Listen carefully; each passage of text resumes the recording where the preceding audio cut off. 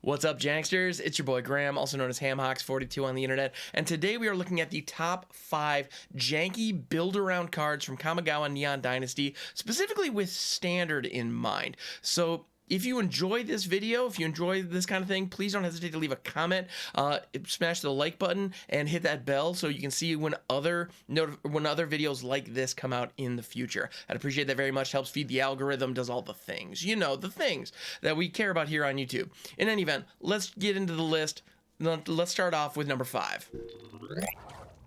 Number 5 is an uncommon called Unforgiving One. I find this card especially interesting. It is a 2/3 spirit for 2 and a black with Menace that says whenever Unforgiving One attacks, return target creature card with mana value X or less from your graveyard to the battlefield, where X is the number of modified creatures you control. Couple things are going on here. So one, it's pulling cards up from the graveyard. It itself has Menace, which is great, and it counts the number of modified creatures. Now that is new for Kamigawa. If you're not familiar with modifications, that's okay. Like I said, it's new. Modified creatures are any creature with a counter, an enchantment, or an equipment attached to it.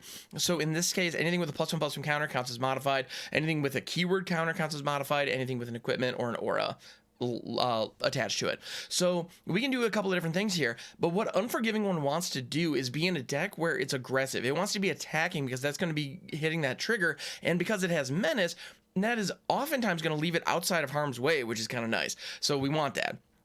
But the other thing that it cares about is modified creatures. So we can do that a couple of different ways. There are a lot of great ways to add +1/+1 counters currently in Standard.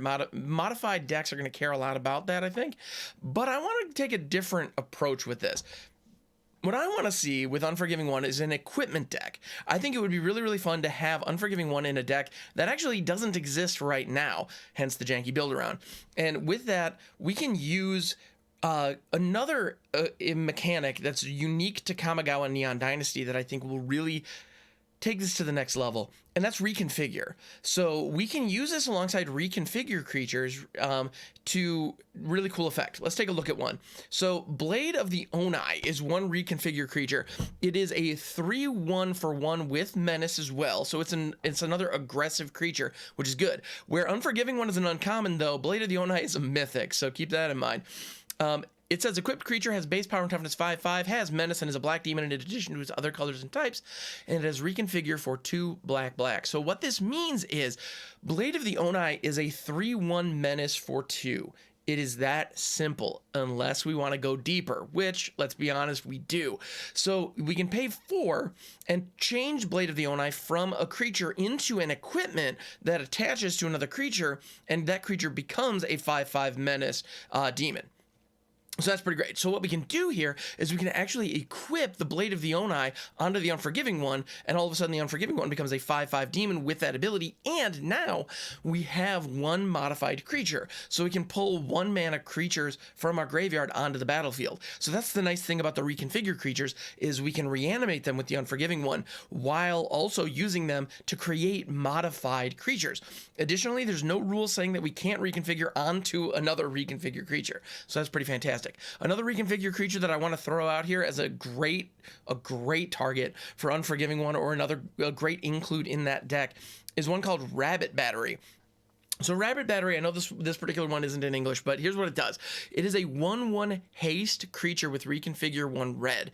Equipped creature gets +1/+1 and has haste. So in a Rakdos deck running Unforgiving One and Rabbit Battery, all we need to do is drop the Unforgiving One, equip the Rabbit Battery to it, swing, and if we have another Rabbit Battery or another 1-drop creature in our graveyard, boom, it's right back on the battlefield. This could the Unforgiving One deck can also very easily fit sacrifice creatures, so like Shambling, Ghast, Eye Twitch, those types of creatures could fit very nicely in this type of shell as a way to kind of ramp us up or provide some other creatures that can be attacking. Because at the end of the day, we want to be aggressive. Be aggressive. But Unforgiving One is my number 5. I think this card is very interesting. It has a mechanically unique flavor that we haven't really seen before that I think is really, really cool. It's got kind of a Yeah, it's reanimating stuff. It's definitely wanting to be aggressive. I just love it. Now, it is important to note with Unforgiving One that it itself is not modified until you've done something to it. So these equipment creatures are going to be very, very important, and we're going to want a critical mass of those. In fact, if possible, I would want every creature in the deck to be a reconfigure equipment creature. That way we can play them out, attack with them, equip them to other stuff, so that Unforgiving One can start pulling the ones that attacked previously and were blocked back out of our graveyard into all kinds of cool effects. So I like Unforgiving One very, very much. I think it's a fun card, and I think it is a great include on this list at number 5. So let's move on to number 4. So number 4 is Ketose, the Silent Spider, which is a 4/4 human ninja for 3 blue black with a paragraph of text on it that says, when Ketose the Silent Spider enters the battlefield, exile target card in an opponent's graveyard other than a basic land card. Search that player's graveyard, hand, and library for any number of cards with the same name as that card and exile them. Then that player shuffles. For as long as you control Ketose, you may play one of the exiled cards, and you may spend mana as though it were mana of any color to cast it. So this is really fascinating and interesting. It's almost like if Xanathar and Unward Ego got together and created a ninja. That's ultimately what we're working with here. So it's able to, it's graveyard hate, which is cool, whatever, but more importantly, it surgically extracts our opponent's win conditions effectively. That's ultimately what we're going to try to do, right? That's the goal. We want to get one of our opponent's win conditions into their graveyard, and we want to pull it out, exile all of them from the entire deck. And if it's not a win condition, an important combo piece or some very important value engine that they have, we want to get rid of it, steal it, and potentially use it ourselves to defeat them is really the goal. Now, Ketose is a 4/4 ninja, so that's relevant for any other cards that care about ninjas.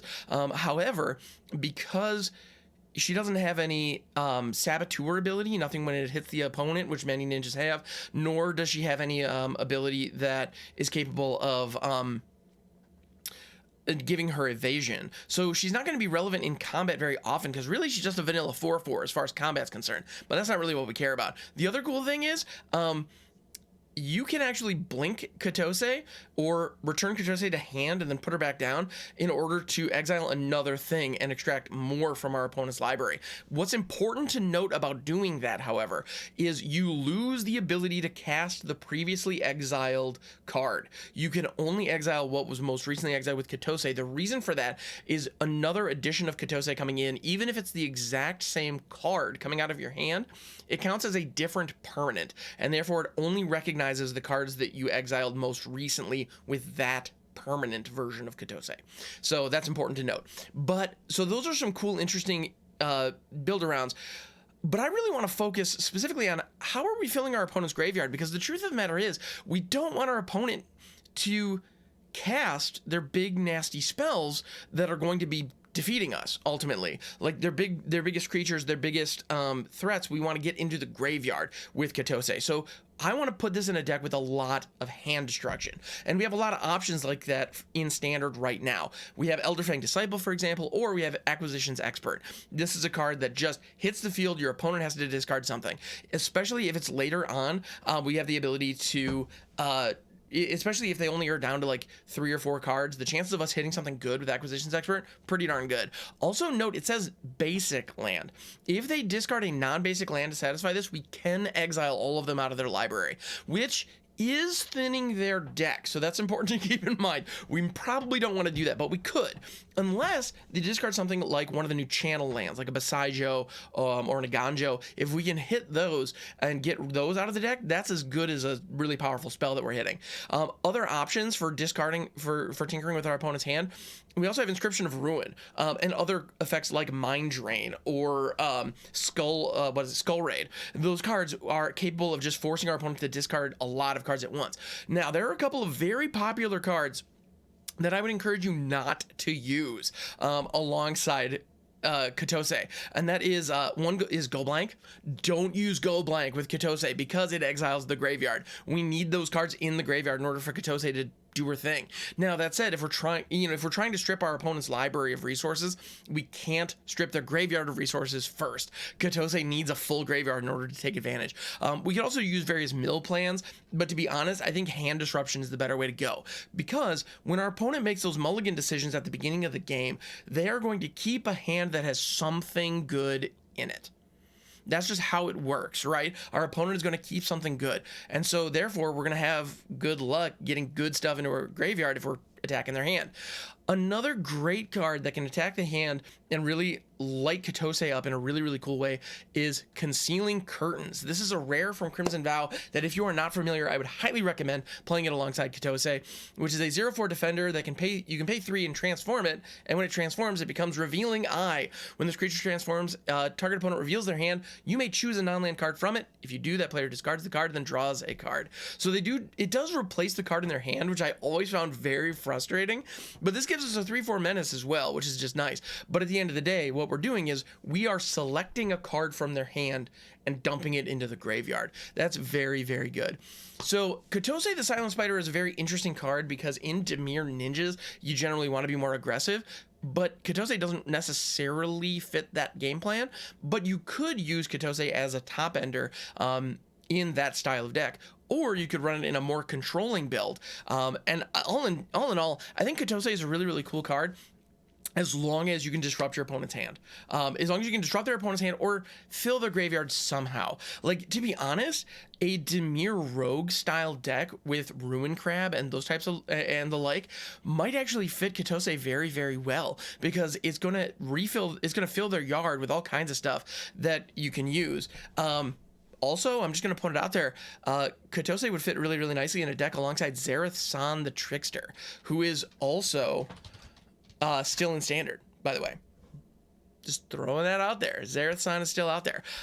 And so if we're able to mill a decent number of cards or leverage some hand disruption to strip our opponent of their valuable resources, we can steal them with Zareth San. We can also use Ketose to steal them and strip our opponent's deck of those. So I think this card's absolutely fantastic, and it fits an archetype that maybe we know, maybe we hate, maybe we love. It's just, it's up there. There's a lot of cool stuff we can do with it. I think Ketose is a really neat card. That said, it is a 4/4 for 5.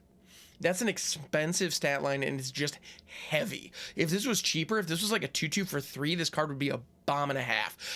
As a 5-drop, I think it's good and a fun janky build around. So with that, let's move on to number 3. Number 3 on our list is an interesting Boros card that I think has a lot of interesting potential. It is a Gano Uprising, or Gano Uprising. I'm not exactly sure how to pronounce that. In any event, it is X red white for a sorcery that says create X 2/2 white samurai creature tokens with vigilance.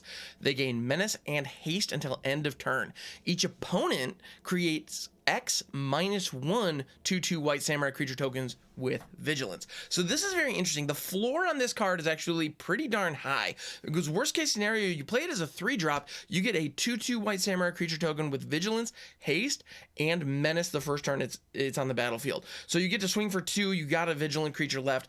Not bad, because the opponent only creates X -1, they don't get anything. So you just get a 2/2 that can swing. Great. It's just a solid 3-drop. Not amazing, but it gets you a thing. Cool.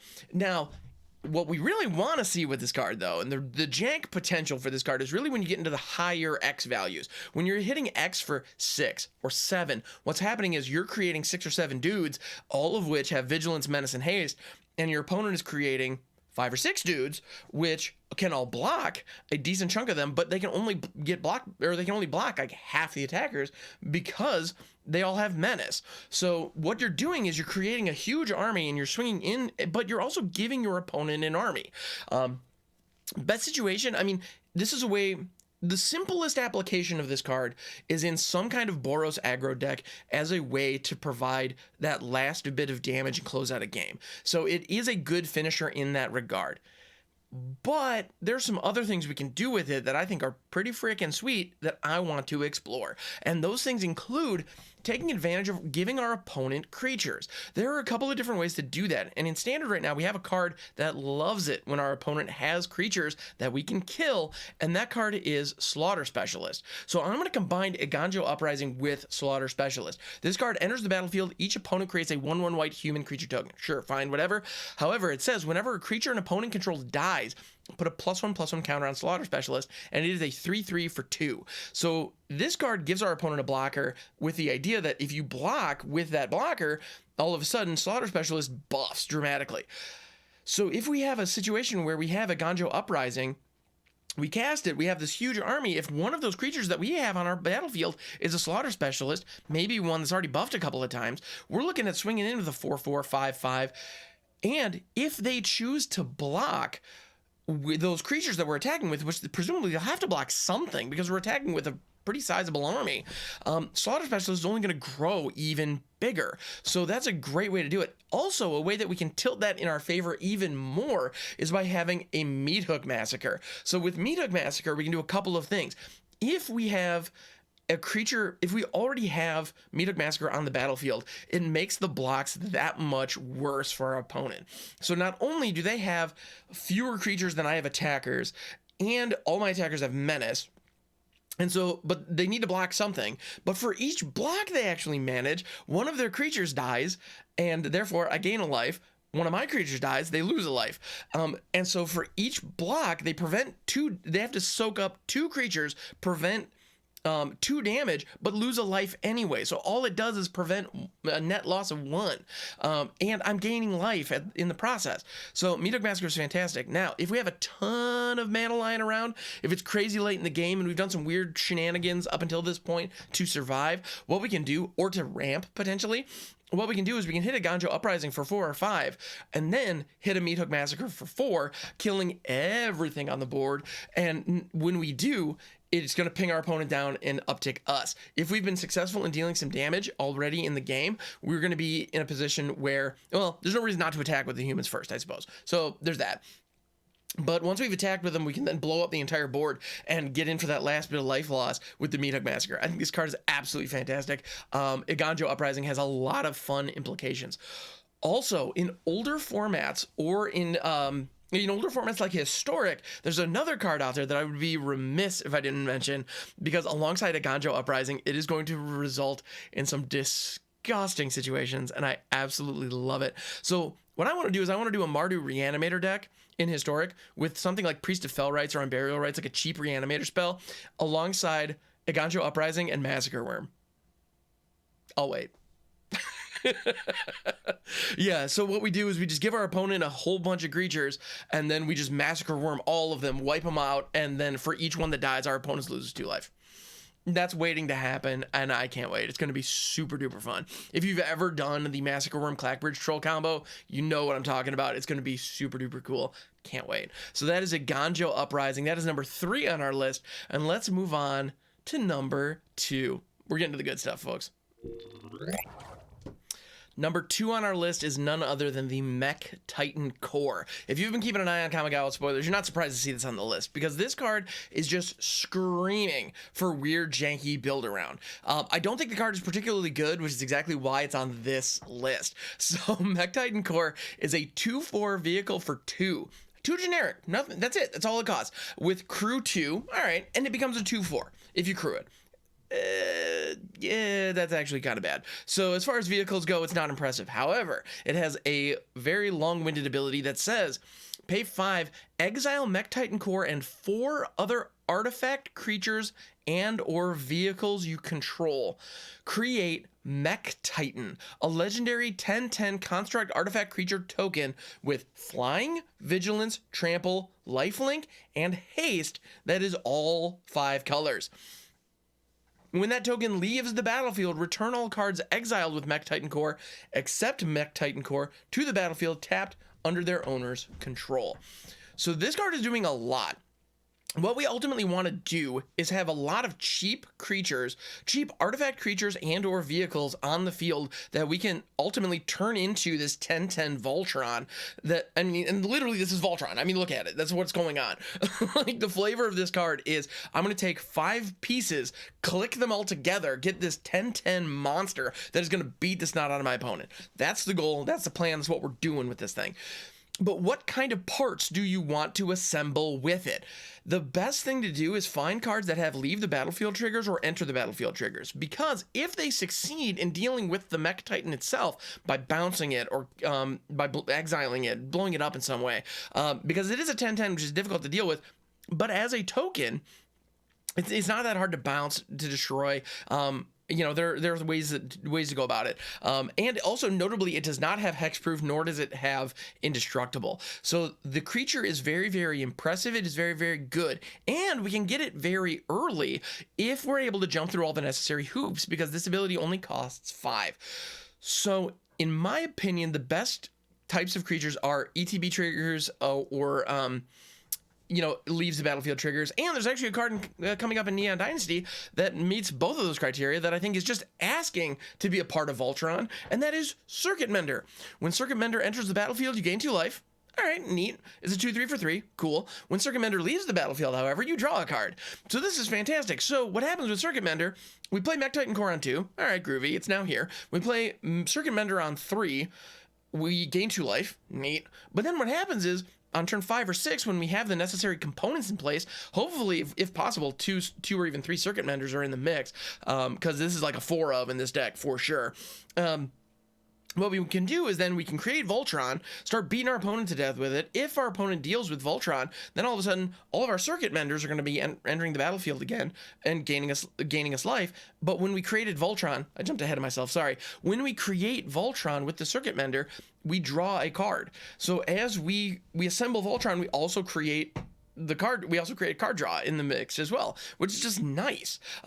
You know, Solemn Simulacrum is another great one if you're in an older format to leverage with this, because it does similar things where it that one specifically when it dies. So we don't get access to the leave the battlefield trigger, but the enter the battlefield trigger of finding a land is available, which is great. In Kamigawa, we have a couple of other cards that actually would fit nicely into this Voltron monster that we're building. One of which is Twin Shot Sniper. It is a 2/3 reach for 4 in red, which is interesting. Not a great card, but it's an artifact creature Goblin Archer that says when it enters the battlefield, deals 2 damage to any target. So that is a shock when it enters the battlefield. We create Voltron. If Voltron dies, we get a shock back. The idea is, what we're trying to create is a situation where we have this 10/10 creature and our opponent seriously has to consider what's more important.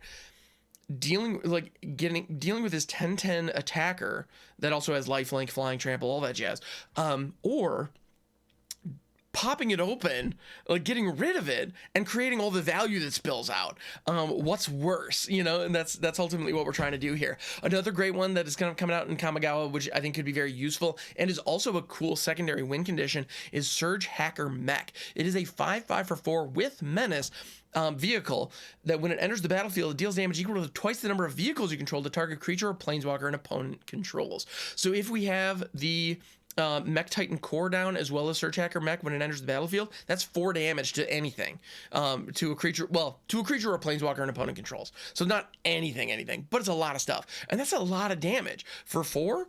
And it's also a menace 5/5. So if they do successfully deal with the Mech Titan, if they do blow up Voltron, if you will, then all of a sudden we do have a backup plan, because this is a 5/5 menace all of a sudden. Not bad. I think Surge Hacker Mech actually fits in there nicely. So this is Mech Titan Core. I think this card is super duper fun. I don't think it's particularly great because of all the hoops you have to jump through to make it work, but I think when it works, it's going to be awesome. And I think the type of deck that can make Mech Titan Core really sing and really pop will not necessarily be a deck that can do much else. Like, I feel like a vehicle-centric deck with Mech Titan Core is going to require a lot of artifact creatures to crew those vehicles, and at the end of the day, the Mech Titan is really going to be the goal. It's really going to be what you're trying to accomplish. Yeah, I think it's cool. Because at the end of the day, a 2/4 for 2 with Crew 2 is very bad. Like, this card is actively bad if you're not activating its ability. So there's that. But anyway, this is super duper fun. And next up, we have number 1 on this list, my personal favorite janky Buildaround card in Kamigawa. Let's take a look at what that is.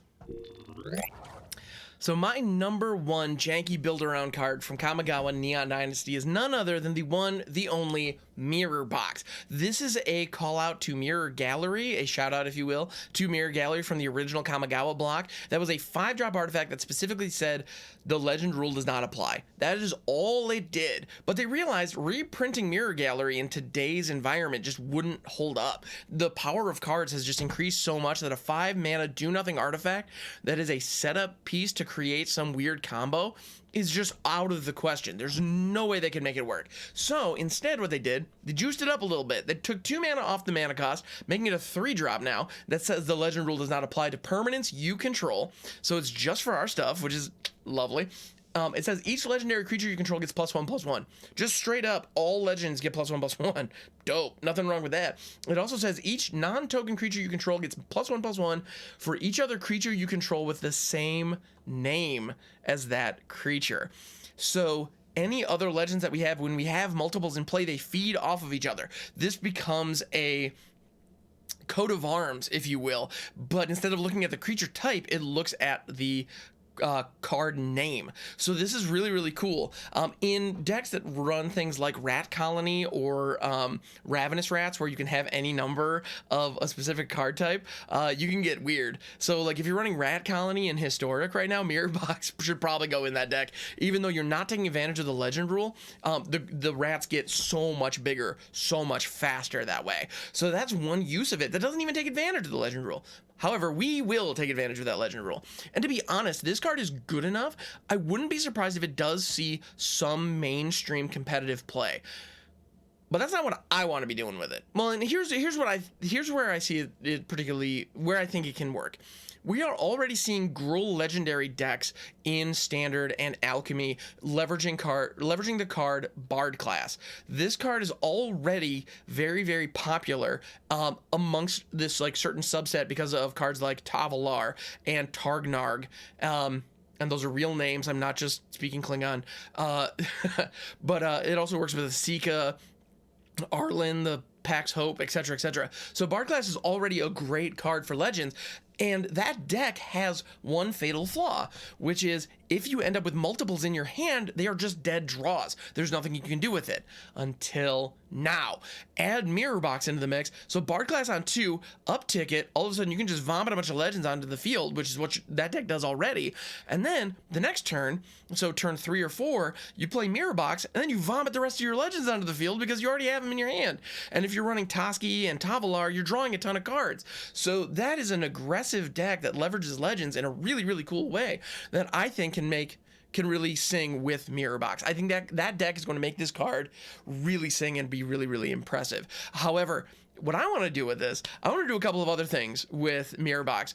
Kamigawa also saw the release of another series of legends that I can't wait to get my hands on, and they are shrines. The Goshintai are shrine creatures. Now note, shrine is actually the enchantment type, not a creature type. So it's important to note. So you can't just have a whole bunch of changelings and say, I have 1,000,000 shrines. That doesn't work, unfortunately.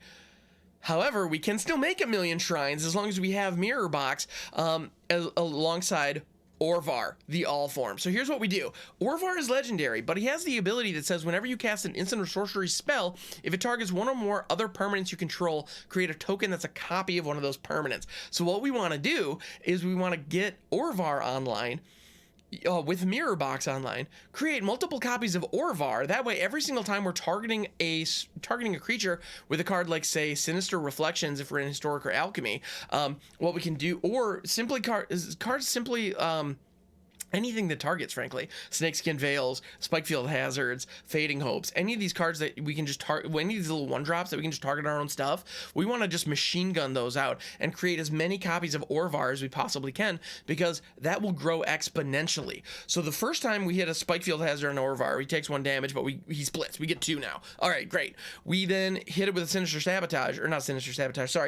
Reflection, and then all of a sudden we create 2 more. Okay, cool. We hit it with 1 more thing. All of a sudden, we create 5. We create what we've created 4, we now create 8. Math is not my strong suit, but in any event, we double it up for each time we target it. We get multiple triggers of the ability for each Orvar we have in play. Then we can end it with one of the Goshintai, one of the shrines. I specifically pulled up the Goshintai of Lost Wisdom for a couple of reasons. One, it's in Orvar's colors, so they could go along together very, very nicely. But it has an ability on it that says at the end step you may pay 1. When you do, target player mills X cards, where X is the number of shrines you control. If we create multiple copies of this, and if we were in a situation where we have 8 or 16 Orvars in play, we can then hit the Goshai of Goshai of Lost Wisdom once with one spell, and we create 16 copies of the Goshai of Lost Wisdom. These are all legendary creatures, mind you, so they are all getting +1/+1 for each other instance of their own name that's on the field. So not only do we have this huge army, but they're all gigantic. So that's just an added bonus. Once we have all these Goshintai of Lost Wisdoms, at the end of our turn, we can dump whatever mana we have left into those, and then we mill for X equals 16 or 32 or however many of these suckers we have. And for each one we spend. And that's just leveraging one of the shrines. We don't even have all 5 in here. We're just looking at one. I think Mirror Box plus Orvar is going to be disgusting and fun. It is expensive. So if you note, we're talking about a lot of mana flying around here. So we do need to have a lot on reserve, but my goodness, when this deck can pop, it's going to be something else. So I think Mirror Box is a fantastic card that is going to break the game in the best way, and I can't wait to get my hands on it. So that is why it is my selection for the #1 janky Buildaround card in Kamigawa Neon Dynasty. And I hope you enjoyed this list. Thank you for staying until the end. If you want to support the channel, best way to do so is to like, subscribe, smash that thumbs up, and leave a comment. Any number of those things would help immensely. I appreciate it very, very much. Thank you for checking out the video, and I will catch you on the next one.